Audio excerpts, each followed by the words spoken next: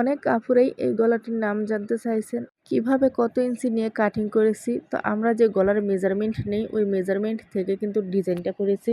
এছাড়া ডিজাইনটা একটু বড় করে আপনাদেরকে কাটিং করতে হবে, যেহেতু ডিজাইনটা এখানে ফুটে ওঠে। এছাড়া নর্মাল কামিজের জন্য যেভাবে আমরা গলা তৈরি করি বক্রম দিয়ে, এইভাবে কিন্তু তৈরি করে নিতে হবে।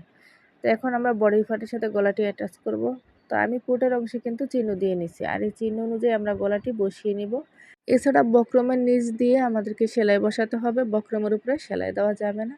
তো এখানে ডুরি ফিতা সেট করব। এই গলাটির নিচের ডিজাইনের ছোকা অংশটুকুতে আমরা ডুরি ফিতাটা ভালোভাবে সেট করব, যাতে আঁকা বাঁকা বা এলোমেলো না হয়। তো একটু ধীরে সুস্থে কিন্তু সেলাই করতে হবে, তাহলে আমরা ডুরি ফিতাটা জায়গা অনুযায়ী সেট করতে পারবো।